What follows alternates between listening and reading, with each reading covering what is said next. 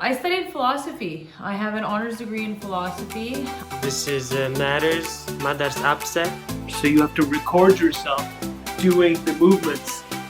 In taking the law school admissions test, the test you have to take prior to applying for law school.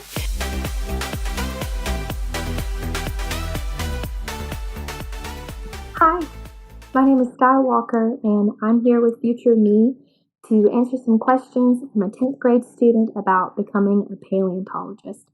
I'm a paleontologist from Alabama here in the United States, as well as a science communicator under the name The Dinomancer.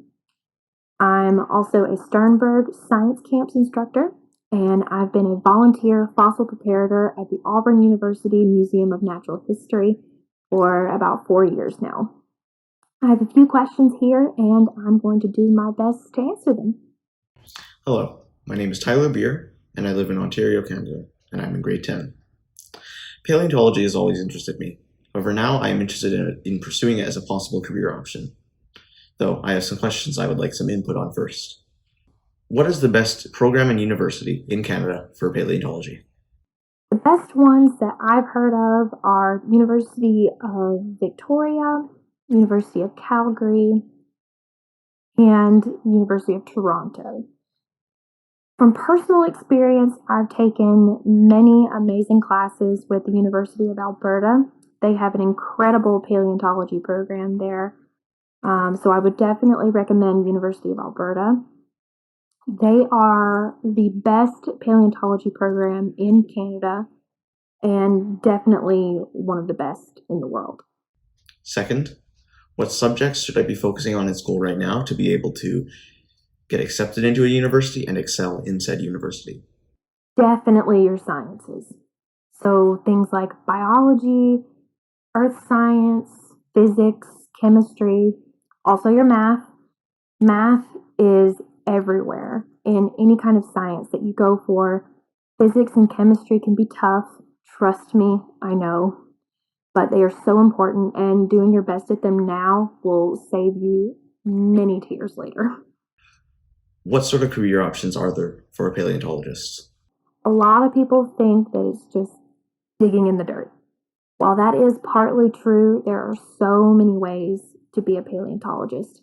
You can indeed work in the field as a field technician. You can work in a fossil lab as the lab manager or a fossil preparator. You can be a collections manager or a curator. There's also different branches of paleontology.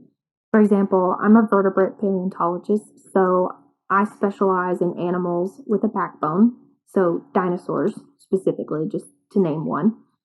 There's also invertebrate paleontologists who study creatures without backbones. There's paleobotanists who study fossil plants. There's micropaleontologists who study fossils that you can't even see with the naked eye. And there are even paleontologists out there who specifically study coprolites, which is fossil poop. So there's a lot out there. There's so much more than people think, and it really gives you a lot of room to choose what you really like.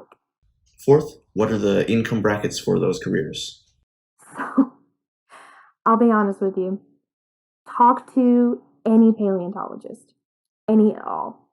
None of them will ever tell you that they got into this for the money. So the job industry, I will be honest, is tough. It's very competitive. I've heard of paleontologists making $20,000 a year. I've even heard of some of them making, 6 figures. So $100,000 a year or more. So it really just depends on where you go and what the job is, what it entails. But please don't let the income dissuade you. You should never do something solely for the money. You need to do it because you love it. You need to do what you love because you love it. And lastly, fifth, are there any sort of activities or other things I should be doing now to be able to get experience and exposure to paleontology? Absolutely. There's so much you can do. So find a local museum if you have one. See if they have a paleontology collection and see if you can volunteer there. Museums are always grateful for people taking the initiative, and they can always use the extra hand. Not to mention, you can get some great fossil prep and collections management experience. Another thing I would suggest doing is finding a mentor.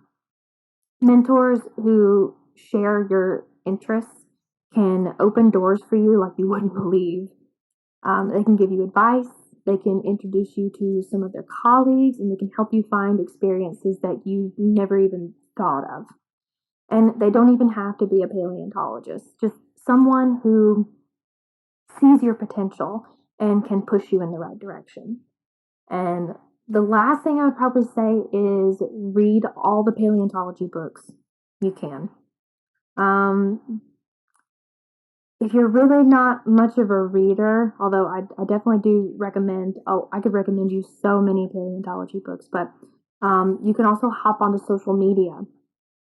So many paleontologists have taken to social media and they've shared their experiences, their work, their knowledge, and it's awesome to see how many have moved onto there, and you can really use that as a chance to connect with them and network, and it's awesome.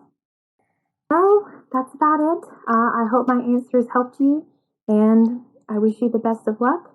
My name is Skywalker, and thank you very much. Thank you very much for the time, help, and information.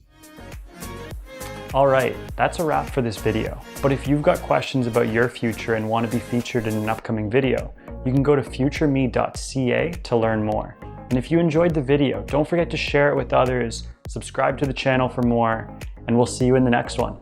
Peace.